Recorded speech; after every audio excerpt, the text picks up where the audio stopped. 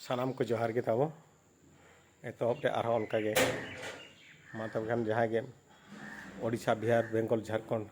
धरती पुना जहाँ करे जहाँ रे आदिम जाति बन ताहे को सानाम को इया एतहब रे लासाड़े गोड जारिन चाल के आरो मिट्टी तेहें दो मांग मा अडी हाना नहा टॉपिक रे जमे नायके एमान तेमन सावतार ना अपडेटिंग अगुई नितो आरो दड़ा मिट्टी नितो तो भोज दिसम लगी मिट्टी आर मिट्टी अपडेटिंग अगुई तब न जहाँ चे जहाँ रे मेना अकाद बन माने अब ओडिशा ना जहाँ कोड़े के बन ताहे को चे भारत दिसम ना जहाँ कोड़े के बन ताहे को चे आमा धरती पुना जहाँ कोड़े के बन ताहे को जहाँ गे अमेरिका हुएन लंडन हुएन और बांग जापान जर्मन जहाँ रे के बन ताहे को ते सानाम कोठेन इया निहर ताहेन कना जेमन भोज दिसम लगिते जहाँ नितो लड़ाई चलू कना जहाँ चे नितो अब उनको शुक्लाल बाबू तक तरह शुक्लाल बाबू कोणाकोर सरन और एमान को जहाँ को चला कना को उनको लगिनते तेहें जहाँ आपे ठेन मिट्टी माने जहाँ चे माने आपे ठेन अरदास इन और बांगा आपे ठेन खना इन माने बुगी बड़ी दिस उदिस खातिर ते नो भिडियो करा जेमन आपे कथा बोले पे भोज दिसम लगिते अब चेत बन चिकाया चेत लेकारे माने भोज दिसम अलग दाड़िया भोज दिसम अलग ना यथार्थ मा ओना मेताबे कना जेहेतु अब ओना ना यथार्थ दो चेत माने जहाँ चे अब आदिवासी को अब भाषा परंपरा संस्कृति बाको अपना खातिर छतिक को उनको बाको अपना खातिर ओना खातिर ते अब बन नाम कना हेले ओना जदि बन नाम कना एनखान जतो हड़ा के तो ओंडे मा जतो हड़ा के मिट्टी ओंडे दो अब दो जतो हड़ा के माने योगदान दो अड़ी जरूरी गया योगदान दो चेल खरा ओना दो माने ओना दो डायरेक्टली योगदान बांग करते हो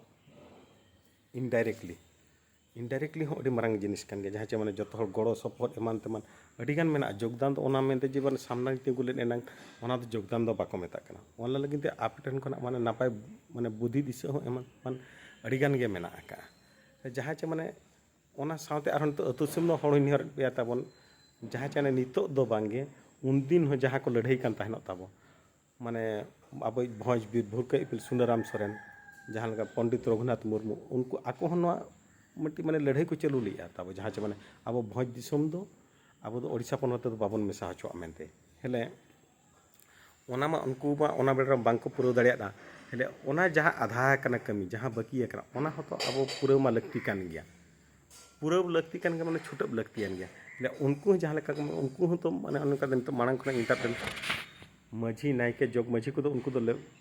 दोन पारम करते तो उनको बाको कुछ जतो हड़ गे इदी करते जतो हड़ सलाह तेगे जतो हड़ तेगे को कराय तहना उनका गे अब हो नितो जेमन जतो हड़ा गे योगदान दो तहन मा जेमन इन हो बांगा चे आपे हो बांगा चे शुक्लाल बाबू हो बांग ओकोय हो बांगे जेमन आबो बन कराया आबो गे बन करा जतो हड़ते बन करा माने जहाँ चे माने नितो दो माने उन दिन जहाँ लेका माने झारखंड राज लगिन ते जहाँ लेका अतु सर जुमित तहे जहाँ लेका मन रूल रेगुलेशन लिया ओना को नितो तो आरो दोहराते अगु पावा बना ना तबे एनांग अब नवाना दो जोरदारोआ और ओना लगिन ते जोरदारो लगिन ते अवेयरनेस तो अब अडी गे लगतियाना अवेयरनेस बांग बढ़ाव लेन खान दो ओना जिनिस दो आयुआ हेले नितो हड़ा बहरे माने ओने खना जहाँ चे माने खराब जिनिस बोला ओना को तो वास गिड़ी लगतिया और ओना मिधौ जी मनका मायाम रे तब बोलो उतरे ओना जिनिस नितो ओडक गिड़ी वास गिड़ी दो अडी गे मुश्किल ओना लगे अडी गे छुटे पड़ा ओना चिके मिता कान मांग एतो होते अब दो मेना अकात को तब माने रे अतु रे मेना अकात को माने माझी नायके जोग माझी नुकु मांग सम्मान बन माका नुकु इदी करते गे अबन करा जहाँ चे माने उन दिन जहाँ लेका माने अब माने सदाई बीर को जहाँ को ताहल जहाँ लेका उनको को तलाले मांग अतु रे उनको हो मांग मिट्टी को कराले रूल को कराले माने ओड़ा ओड़ा अब निने हड़ मिद हड़ ता बार हड़ ता जहाँ तिना गे उनका ताहल ना माने ओना माने उना ठकुमाय बइन मेनिए आलापे अड़िसोआ तब आलापे नोवा ना कंट्रोवर्सी आलापे अगुया जेमन उनको को दोहलेया जेमन मिट्टी ओड़ा खना निने ओड़ा को लगतियान गया ओना रे मिट्टी माने हेले ओना जिनिस ओका लेका को गोलाट लिया अतु रे जोगमाजी हो किया जोगमाजी हो के माझी दरबार दुड़ुब किया माझी दरबार दुड़ुब के पूरा मिट्टी कथा को गोलाट किया इनका ओने ओंडे कना बुझे नोडे के बुझे पे जोग और माझी जोगमाजी ये भूमिका तीन ताहेलना ओना सेदाय अब जहाँ चे माने हुल बेड़ा रे सेदाय जहाँ को हुल ताहेलना तब ओना रे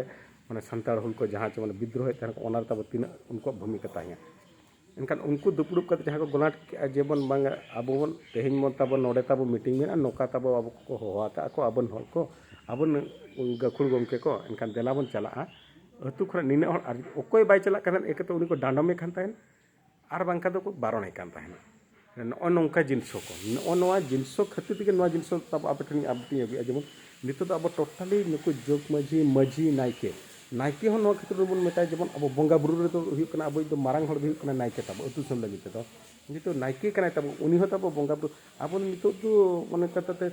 जत्तो हड़ माने गला के जत्तो हड़ इदी कते अब दो तबे एना बन सक्सेस दाड़िया ओनाते जेमन जगमाजी होया माजी दुपुड़े दोया ओना परे अतुर तब ना जहर मा बाबन बंगा बुरु गोसाणे तब मेना सान जहां तक जहां कम सगुन कमी सेनो बेड़ा रे गोसाणे तो गरजहर कते बन सेन दाड़िया जहाँ चे माने आरो उनका मा जेहेतु अब ये बनू अनी माने अब परंपरा संस्कृति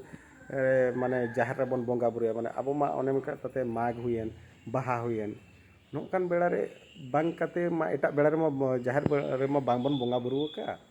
ओना हिसाब ते बांग काते हले गोसाणे मा तब गोसाणे तो अरुप सफा काते ओंडे तो गरजहर काते बन सेन दाड़िया अब नापाय कमी रे अब बुगी कमी रे मोने ओना खातिर तेगे जेमन अब नितो दो ओना के साराम कठिन गरजहर का माता अतु अतु अवेयरनेस चलई मा अवेयरनेस चलई मा तबे एना अब नवा दबो माने माने जहाँ चे माने भोज दिसम अलग लगिन ते जहाँ ओना तब नितो बन इहब आका बन मा बांगा इहब आका जहाँ आदरा जहाँ सिंगल सालगाब कना ओना सिंगल तबे एनांग जुलु माने अतु अतु ओना खातिर ते मा तब कन ओंडे दो जेमन तब आरो दड़ा मिता कना ओंडे दो जेमन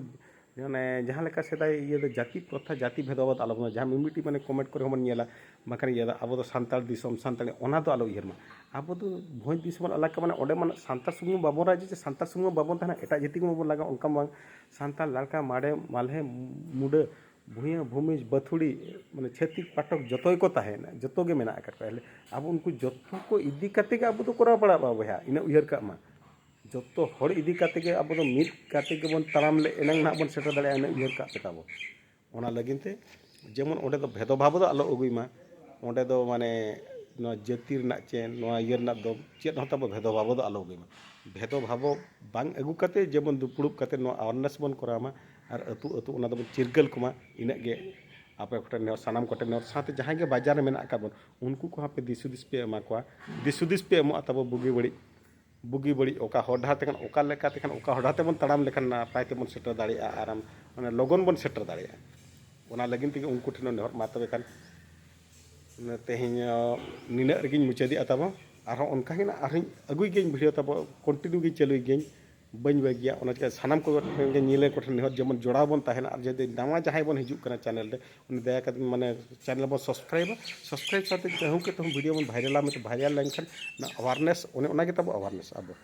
माने अतु दिसर अवेयरनेस साथे सोशल मीडिया ते अब अवेयरनेस बन भेजा ओना ओना जदि वीडियो बन वायरल किया शेयर के बन इनका ओंडे खना के तब अवेयरनेस मिटी अबिना जहां शेयर उनी हम भाबिया जे माने उनी हम मिटी योगदान हुई कना ओना खातिर के सानाम कोटिन जहां के बन नेल नवा जदि बन हिजुक कना चैनल बन सब्सक्राइब साथे वीडियो बन शेयर साथे बुगी बड़ी दिस उदिस लगी कमेंट माध्यम कमेंट बन एमा मेते आपे ठन नेहर निना के मेन काते मा तब धना विदाय इदी